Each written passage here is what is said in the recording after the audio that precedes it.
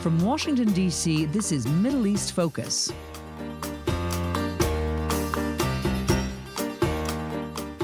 Welcome to Middle East Focus. I'm Alistair Taylor, MEI's editorial director. And today we're going to be talking about Turkey. The country is set to hold local elections on March 31st, after 17 years of Justice and Development Party rule, against a backdrop of mounting economic problems and deep political polarization. To discuss the situation, I'm joined today by three excellent guests. Gonul, the director of MEI's Turkey program, Ali Çarkoğlu, professor of international relations at Koç University in Istanbul, and Sinan Ciddi, the executive director of the Institute of Turkish Studies at Georgetown University. Thank you all for joining me today. Thank you. Thanks for having us. Thank you. Gonul, let's start with you. What's at stake in the elections on Sunday, and how important are they?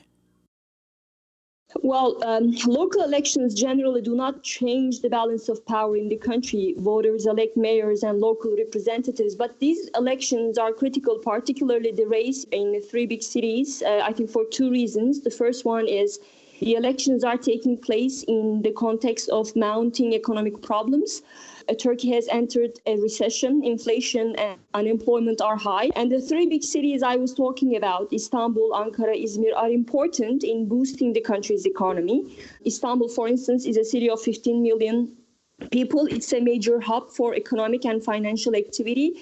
And because they are economically important, they are also important to feed the clientelistic network President Erdogan has created throughout his 18-year rule. So losing Ankara, particularly Istanbul, would deal a huge blow to that clientelistic network. That's number one. And the number two reason is the elections are taking place at a time when the resentment against Erdogan's one-man rule and the direction he's taking the country is quietly growing within the former AKP leadership and among conservatives.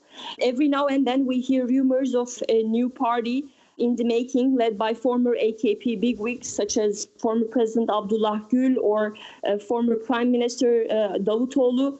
But I think what is preventing these plans from materializing is the sense that Erdogan is still too powerful and the new party has no chance. But if the AKP loses Istanbul or Ankara, I think this might empower those who have been quietly critical of Erdogan to launch a new party. And of course, it would boost the morale of the main opposition, CHP, and provide a chance to prove itself. So I think that's why it's important to watch. Ali, switching over to you, what are the major issues for voters going into this election, and where do the parties differ on those? The major issue in Turkey is the economy.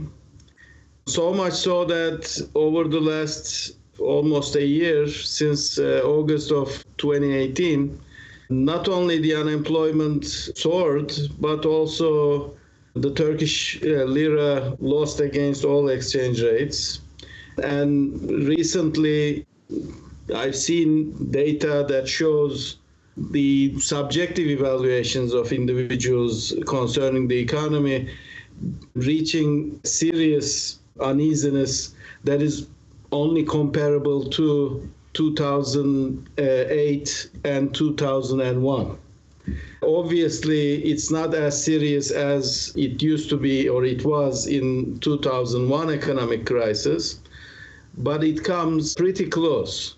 So economy is number one issue, but the other issues are also concerning the Kurdish party, the HDP, and the way it is being treated by the Erdogan government is also, I believe, creating uneasiness, especially in the east and southeast, but also in the larger metropolitan cities. Why? Because the party has chosen not to run its own candidates and divide the vote in the major metropolitan areas. And this actually is now being used as a campaign argument that they are cooperating with the alliance, the Nation Alliance, formed by the Good Party and the Republican People's Party. Now, these are all sensitive issues within the context of large numbers of Syrian migrants in especially Istanbul, where the tension between the Kurds and the Syrians is not much talked about, but within the city it does exist. And one way to deal with this issue might be simply to have a new municipality administration. So we shouldn't forget at this point that Turkey had an election just less than a year ago in June. And that election did not result in big losses for the Justice and Development Party, primarily because I think we now understand that the Turkish polity is very divided and very polarized. And in order to have this polarization basically tow away, you need a more normal debate in politics. However, I'm afraid the incumbent Erdogan government is very successfully keeping the debate at a very polarized level. And despite the fact that we are headed for a local municipal election, we are not talking municipal elections. We are talking the survival of the state. And once the whole framing of the election is made within this issue agenda, all of a sudden the whole debate is not only polarized, but is also only about national issues and not about local issues. And all the problems of the cities is basically only secondary to this debate about the survival of the state, I'm afraid. I was going to say, as an outside observer, it's one of the things that struck me most watching this election campaign is just the sort of language used, the type of rhetoric, the kind of extreme nature of it. Sinan, do you want to kind of comment on that? What's your read on that? Yeah, I just wanted to pick up something on what Ali said, and I'm sure he's seen this more than I have. There seems to be data out there suggesting that although Erdogan wants to control the debate or frame the election debate, which he's traditionally very successful at doing, and getting voters to essentially galvanize around his message and his controlling direction of the electoral atmosphere, he's talking about this election or trying to project a message that this is about the survival of the state, as Ali said. You know, some of the cursory data I've seen out there seems to suggest that that's not what voters are concentrating upon. And it does seem for the first time, very visibly at least, that Erdogan doesn't seem to be able to control the environment of the debate and seems to be really losing touch with the notion that voters really prioritize economic hardships, whether it's in sort of their ability to purchase household groceries or pay their rent. A lot of the debates that you see on TV and popular discussions seems to suggest that the president is wildly out of touch with trying to control the framework of this election. And that bounces off what Gonul was essentially saying, that this is critical for the government simply because whilst these may be local elections where the balance of power is traditionally not altered, should we see their inability to control the outcome and losses in big cities such as Istanbul and Ankara, then that could also play out into how other political elites and how the public regards this. Now, I have one proviso against this, and this is something that I've thought about in the last presidential election, as well as this upcoming election on March 31st, and it's this.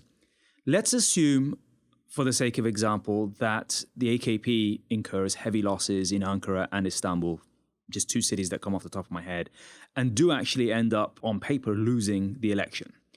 What is the process of power transition? I still haven't seen this advertised or, talked about. When would a new mayor assume responsibility in Istanbul and Ankara?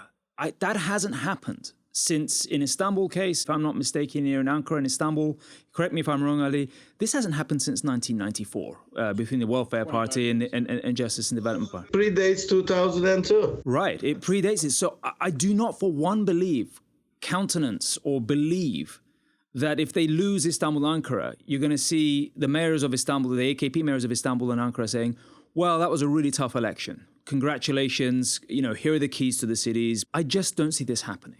So that's the only proviso I'll add there. One of the things that I wanted to delve into in a little bit more detail, Gonul and Ali have touched on this, is the whole question of the economic situation in Turkey at the moment, Sinan. As of March, the economy is now officially in recession. What are the key issues facing the Turkish economy right now? I'm not an economist straight off the bat, but it seems to focus this time on a very bloated private sector debt and an overconcentration by the government of Turkey, by President Erdogan especially, to continue facilitating growth-oriented policies, whether it's at the individual or corporate level of lending, and actually encouraging the continuity of consumer spending, which is not happening.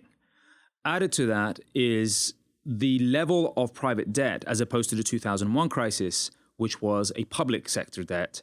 What we are looking at right now is somewhere close to, as I've read, up to $300 billion worth of external foreign debt that Turkey actually has racked up in the last few number of years. And a substantial portion of that is due to be paid sometime this summer. And a lot of international investors and analysts are actually asking, how is that going to be met? And how does Turkey go forward without defaulting? To this day, I have not seen the government announce a credible plan, a path to both international audiences, but as well as domestic audience as to how the economy is essentially going to go forward after March 31st. And that is very much rattling the cage of everybody. And that is intrinsically linked, independent of the economic conditions. The economic worries are compounded by this political environment, which I think is making it worse. The degree to which Turkey has heightened and continued tensions with the United States, which only look to be escalating in the next few months vis-a-vis the deployment of Russian missile systems, as well as possible American sanctions that could be levied as an automatic response, worsening relationships with the European Union. All of these are starting to be now factored in to a post-election climate whereby Turkey is not putting forward a visible and clear and cogent plan that investors internationally are saying, well, that makes sense. And the only way that I've seen that investors can be allayed in terms of their worst fears of Turkey defaulting, which could have a contagion effect because Turkish loans are leveraged by European banks to a large extent, is possibly Turkey knocking on the doors of international credit agencies such as the IMF or the World Bank, which Erdogan said he would never do. But there is no clear way that Turkey can meet these debt obligations without a structured path that can go forward. And as a result of that, what we are seeing is just populist messages by the economy and finance minister, the son-in-law of the president, saying that everything is good, we will make good on debts, and we will have a plan. But that's not met by what I see as a realistic plan. I'd like to add perhaps one caveat on this. It's not that, Turkish economists do not know what to do about the inherent problems in Turkish economy. The problem is not that we don't have a plan.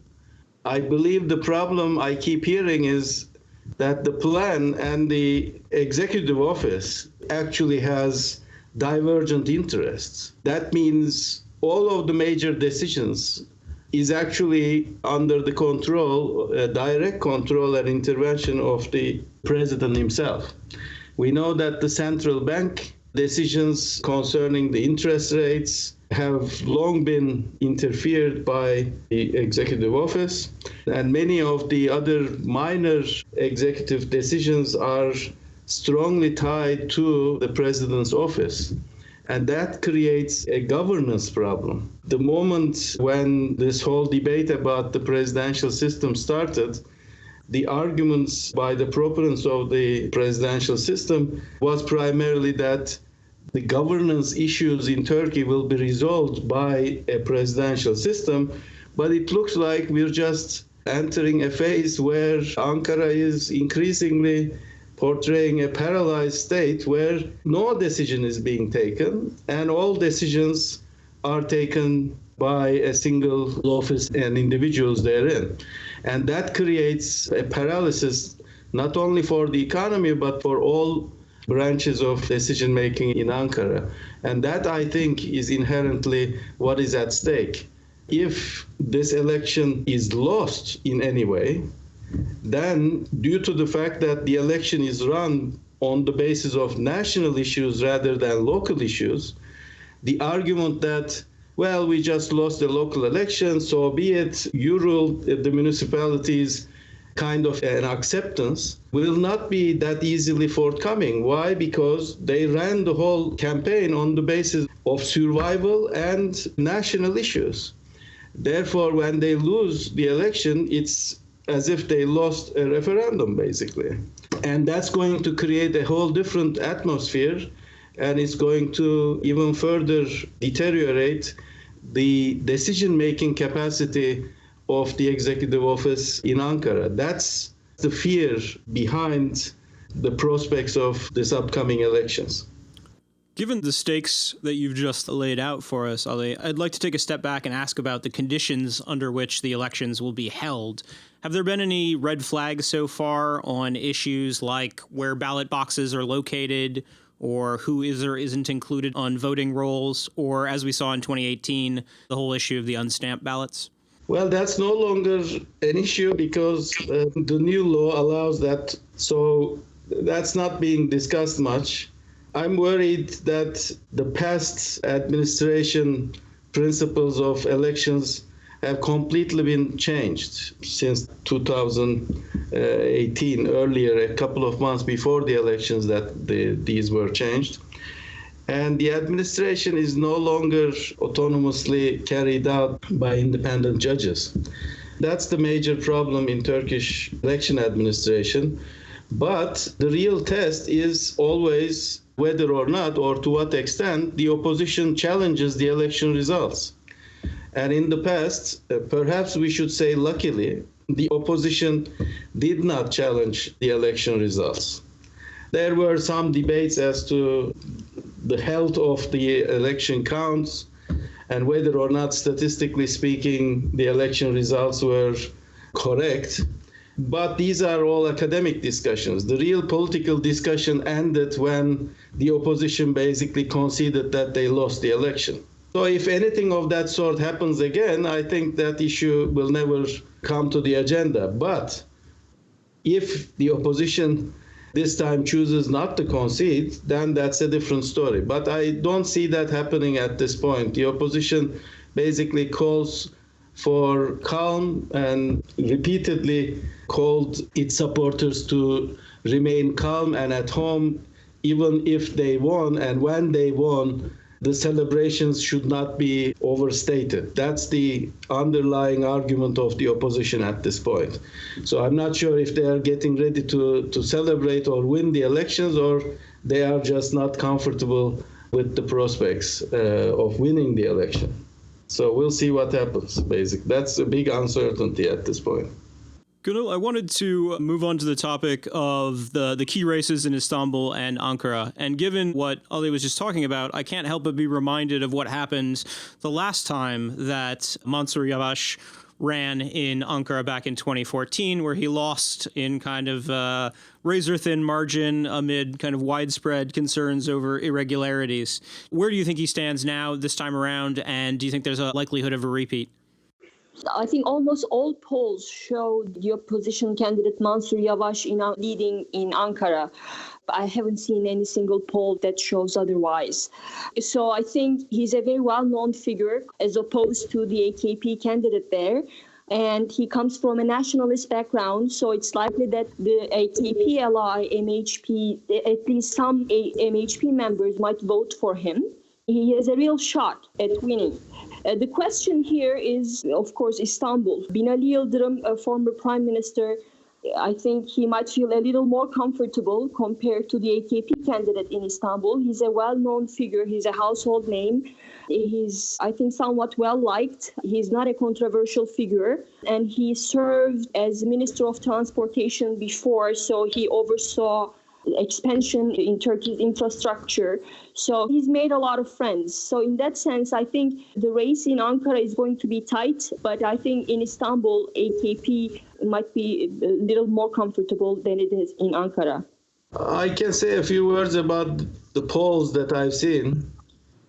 We have to remember that this election is perhaps the most difficult to predict. I personally never believed that elections could be healthily predicted, especially given the technology that we have in Turkey. There are technical reasons why these polls are not expected to work. They could be misleading, if not manipulative. I mean, I'm just looking at a new prediction published in one of the web newspapers. The news is based on 2 Twitter messages. Such a polling result has no credibility, if you ask me. Basically, it says that, Istanbul is won by this alliance and Ankara is won by that alliance. But On the basis of what kind of data? When did you collect the data? How many people were involved? No technical detail is given. It's as if you saw it in your dream and then you reported to the people what you saw in your dream. So from an academic perspective, these polls have almost zero credibility, if you ask me. However, if the same result is repeated over and over again, the likelihood that they are making the same mistake gets lower. So if you take them one at a time, they may not make sense.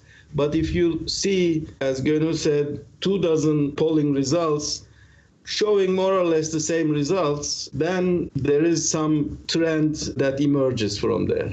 I totally agree with Ali and the points that Gonul made. I should just add that whilst the polling and predictability is, as they say, very precarious in the Turkish example, one of the things that we can see is the political preparation of the incumbents. I saw a message put out by the Interior Minister yesterday, Süleyman Soylu, saying that they are investigating or they have opened lawsuits against over 170 opposition candidates across the country for supposed or alleged ties to entities such as the PKK, the Islamic State, etc. And should there be a case where any of these candidates won, then he's actually on record saying that he will not transfer power to quote-unquote a terrorist or anything like that. So we do at least know that the government is preparing for the worst by now bringing up sort of procedural measures against would-be possible winners in any setting so that they don't lose power. So that's just something to put out there, just saying that the government is preparing, what I would call extrajudicial measures to ensure incumbency.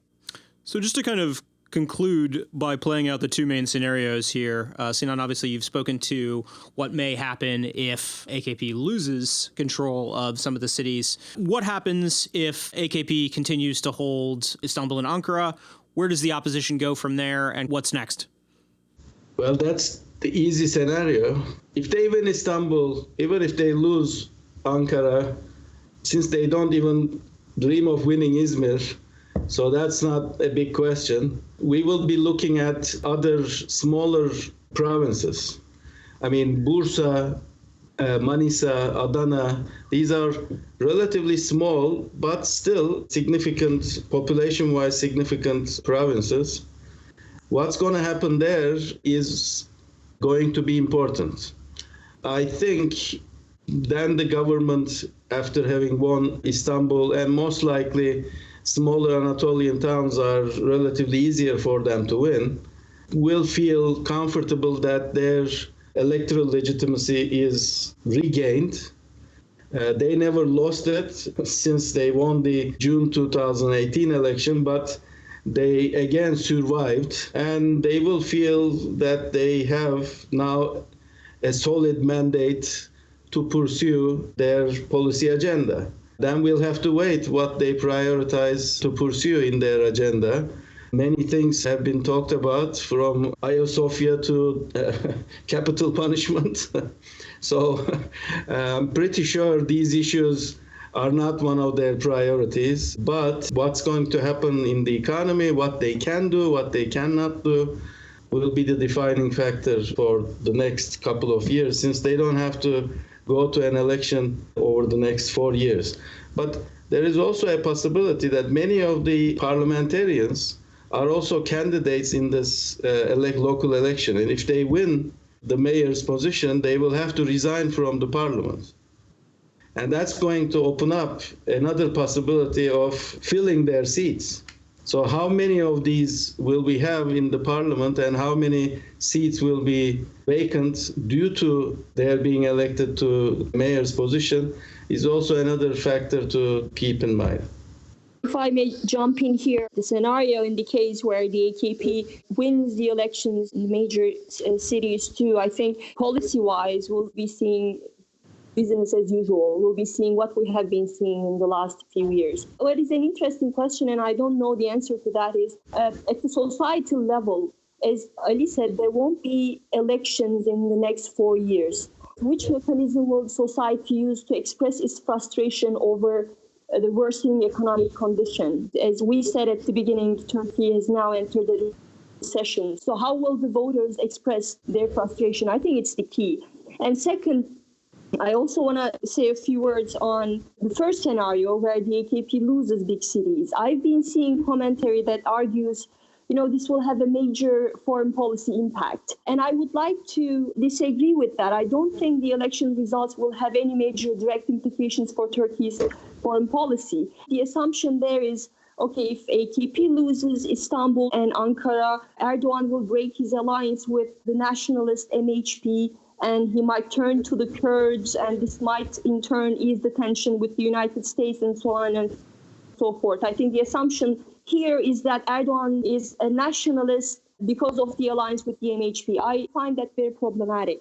He might have acted pragmatically vis-à-vis the Kurds before in the past, but at the end of the day, I think nationalism is an important component of his ideology. And besides, nationalism comes naturally when you become the state, and that's what he has become. And there's, of course, the military. I think Erdogan still doesn't feel that military is under his thumb, so keeping it on his side is important, and a nationalist anti-Kurdish policies is important to that end. So no matter what happens in the elections, he will remain a nationalist, and he will pursue similar policies in Syria and Iraq vis-à-vis the United States. So in the first scenario, I don't see any change, or in the second scenario for that matter, any change in Turkey's foreign policy direction.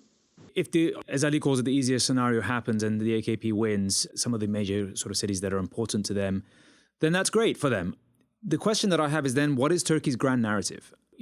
Then you are faced with the real problems, or the government is faced with the actual day-to-day problems that they don't seem to have the big answers for. I agree with Ali that, the economists and analysts have the answers, or they have the recommendations of what they have to do. I'm just not sure if the government is in a position to start implementing them. So, for example, for satisfying international creditors and the financial infrastructure that Turkey is tied into, will Turkey open up the books in terms of, say, well, how will they implement austerity measures if they need outside financing to reach a standby agreement so that they can get international confidence built up in the economy? Government audit reports have been suppressed since the early 2010s, and that's not something that the IMF would feel traditionally comfortable with working. Turkey can't just say, well, just give us the money and we'll make things okay. That's just not how the world works. Secondly, it's something, again, picking up on what Ali said, this is something that they've put out since the inauguration of the presidential system. They campaigned entirely on the basis of, give us this system of presidentialism and all our troubles will go away because it will be a more efficient form of government. Well, now that we've had that for just about a year, let's not forget that Turkey's been governed by a coalition. Erdogan's reliance on Bahçeli is critical. Call it an alliance, I call it a coalition, without which Erdogan can't seem to sustain his incumbency. So what is Turkey's grand narrative? Will we see a pivot to more pragmatic economic and foreign policy decisions that sort of flips the narrative that we've seen, the vitriolic and polarizing and xenophobic and internationally riling rhetoric that we've seen? Or will we see a flip to sort of engage a more austere, pragmatic agenda which deals with some of Turkey's real pressing problems that are going to likely surface very soon after March 31st. Well, we'll have to leave it there, but we'll be waiting and watching to see how it all plays out. Thank you to Gonul, Ali, and Sinan for joining us today. Well, thank you. Thank you. And thank you also to our audience for listening in and to our production team for their work on today's program. We will see all of you next week. This has been a presentation of the Middle East Institute. To support MEI's programs and podcasts, please donate at www.mei.edu. Thank you for your support.